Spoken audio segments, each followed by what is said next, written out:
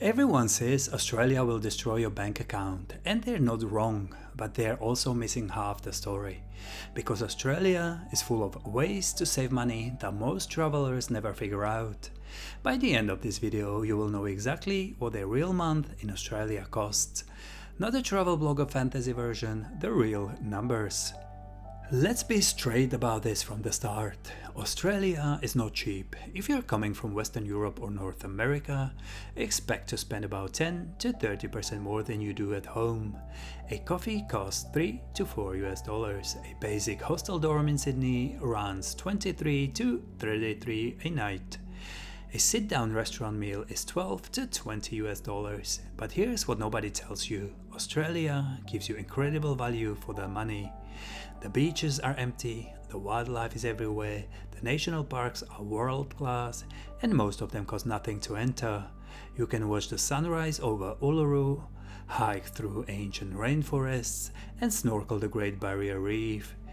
These experiences are expensive for a reason. You literally cannot do them anywhere else on Earth. The average budget backpacker on Australia's east coast spends about $45 to $65 US per day. For a full month, you're looking at around $18 to $2,600, not including your flight in.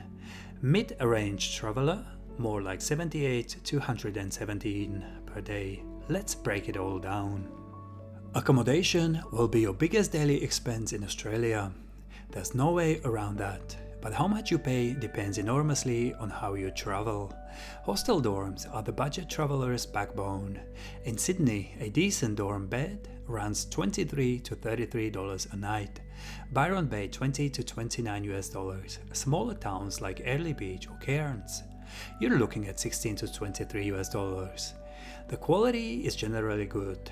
Australian hostels are clean, social and well run.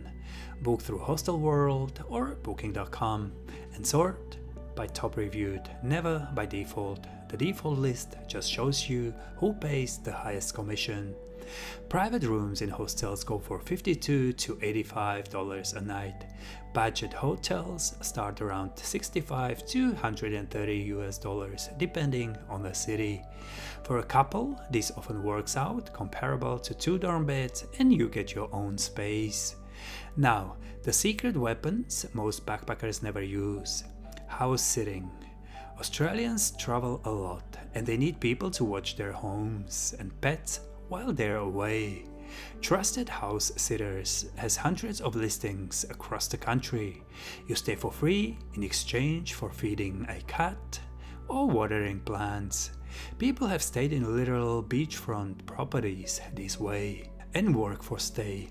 Many hostels offer a free bed in exchange for 2 to 3 hours of reception work or cleaning per day.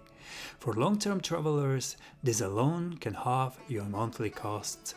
For a 30-day trip, mixing hostels and the occasional budget private room, budget about $585 to $780 for accommodation. That's roughly $20 to $26 a night on average. Here's the mistake first-timers make with Australia.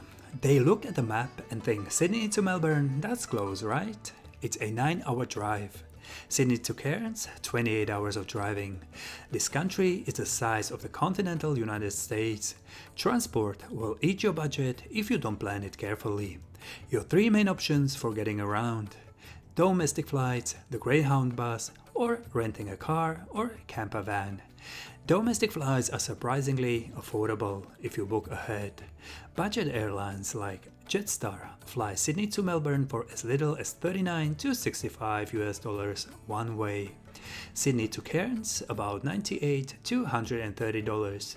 Book 4 to 6 weeks out for the best prices. Greyhound hop-on hop-off buses between Sydney and Cairns run $200 to $290 US.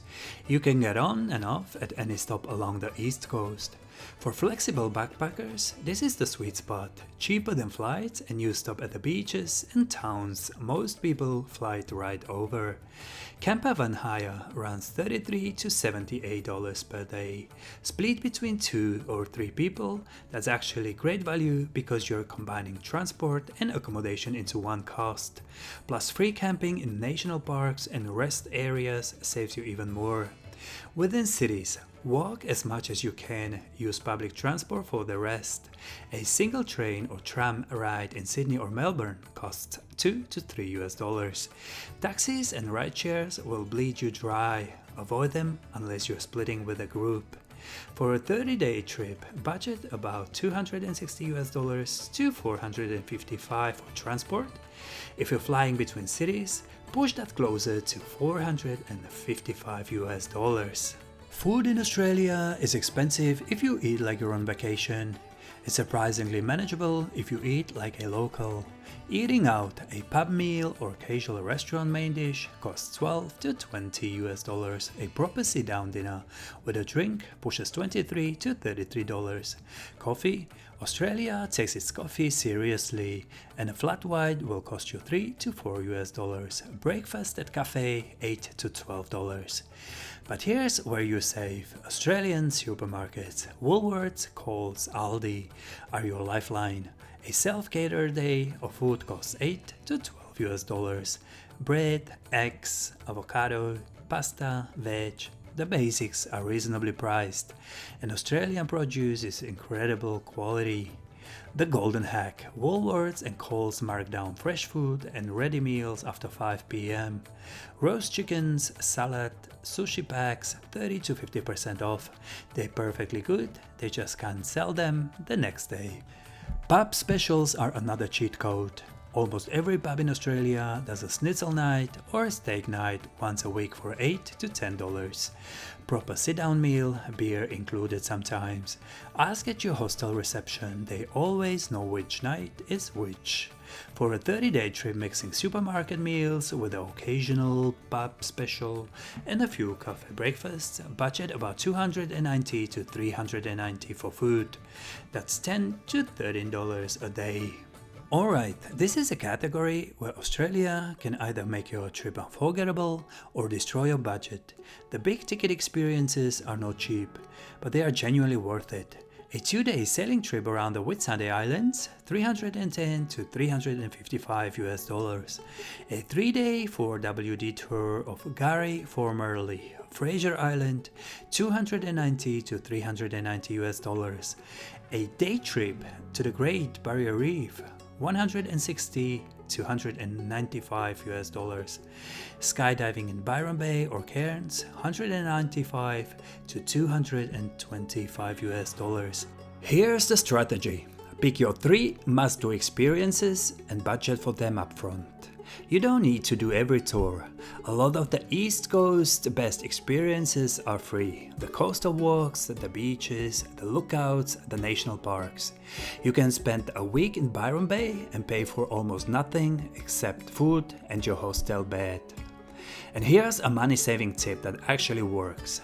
Book your big tours as a package. Companies like Dundee Adventure bundle Gary, the Whitsundays and the Reef together, and buying all 3 as a package typically saves you $100 to $165 compared to booking each one individually. For a 30-day trip with 3 major tours, budget about $780 to $975 for activities. Alright, 30 days in Australia, backpacker budget not including your international flight.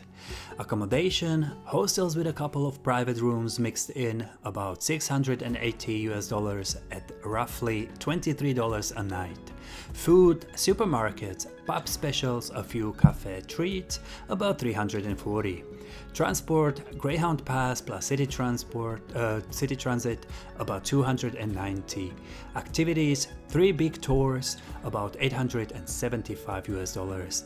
Miscellaneous, SIM card, laundry, sunscreen, a couple of beers, about $130. Total $2,350. $15. Now, let me give you mid-range for comparison.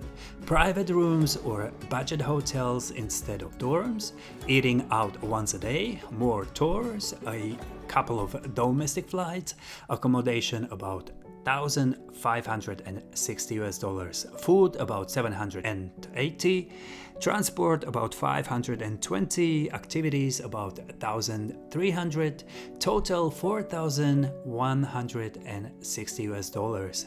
Is that cheap? No, but for a month in one of the most beautiful countries on earth, with 3 of the most iconic experiences you'll ever have, snorkeling the Great Barrier Reef, sailing the Whitsundays, driving across the largest sand island in the world, that is not bad at all.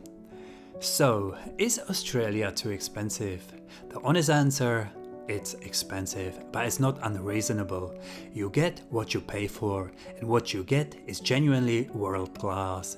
If you're a backpacker who's smart about hostels, supermarkets, and booking tours in packages, you can do a full month on the East Coast for around $2,300. That's less than a lot of people spend on 2 weeks in Western Europe.